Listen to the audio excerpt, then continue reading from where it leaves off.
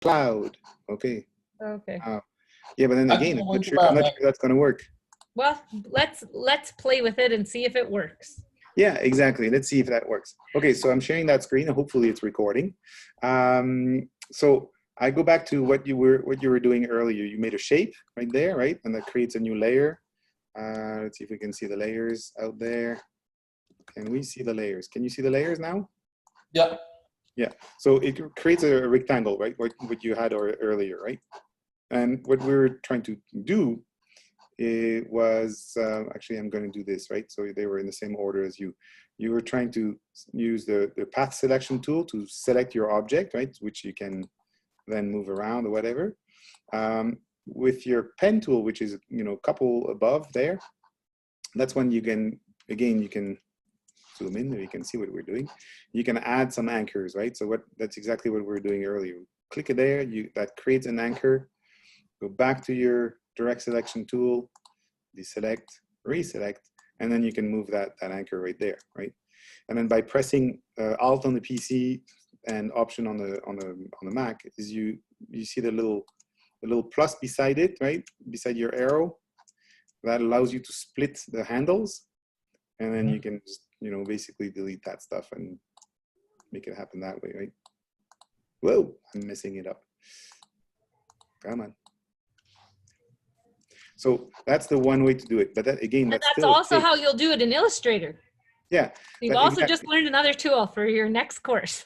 Exactly. That's basically an Illustrator. So if we do it again, do another shape like this, and let's have no pixel on that one.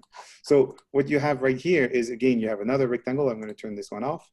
You have another rectangle in your palettes right there, in your layers. I mean, in your and then again, so this is a vector-based tool, right? So you can, you know, again, shape it around, scale it, whatever.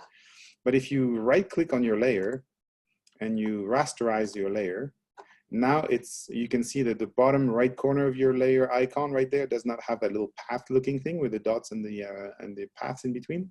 So now it's literally it's a pixel base. So if I switch to my eraser, for example, I can just erase part of it. And I think that's the exercise in here is doing this. So now you have a pixel-based shape, rasterized shape. Let's see if I can zoom that in.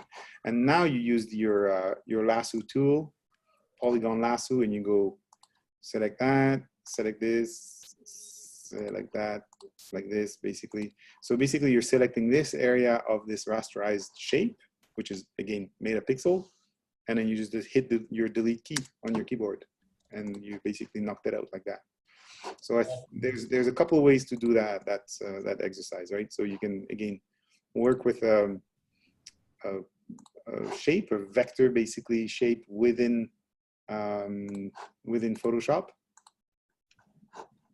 and that is still editable on the fly, right?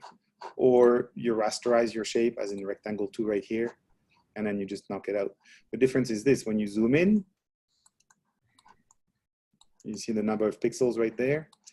This one, in the rectangle, the vector version, basically, is you can go with the direct selection tool. You can change the shape, no problem, and it's, you know, it still follows that. Whereas the other one, if you go to the rectangle 2, well, you can't use your direct selection tool because it's not a path anymore. And then if you want to modify that, you would have to, you know, select all. So I go under, I know the shortcut. I don't know where it is in my file. Select all. Well, select all is Command A on a Mac. On a PC, I'm not sure. This is a quick way to do things. You select all, you go to your move tool, right? And your move tool, you hit the arrow up once. That's it. And it selects it, right? So now you have the shape selected. Then you can go into image, edit. So you can do either free transform or transform. You can scale, rotate, skew, etc. etc. I like for the free transform because it allows me to do this. Now I can scale it. But it doesn't change the ratio per se, just like earlier, right? Unless, again, your Alt key or your sorry, Command key on the Mac. So on the PC, I'm not sure which one it is. Your arrow, see, instead of a regular scaling tool, it switches to a white arrow, and that allows you to scale, to move one corner at a time or one path at a time, and you can skew things, modify things like this. It's a crazy world out there. What you can do. So again, the free transform is Command, well, on a Mac is Command T, or under Edit, and you go free transform. You don't even have to have the shape selected. I'm going to move those tools out of the way. And then you can literally stretch it up this way, that way, scale the whole thing. If you press your Shift, press and hold your Shift key, you scale things proportionally. But if you press your Command key, that's when your arrow switches to white when you hit those corners, and then you can just tweak things around and have fun with a shape like this. Basically, basic shapes like this in Photoshop. A rectangle, which is a vector path shapes, and then the rasterized shape. Okay. That's it. And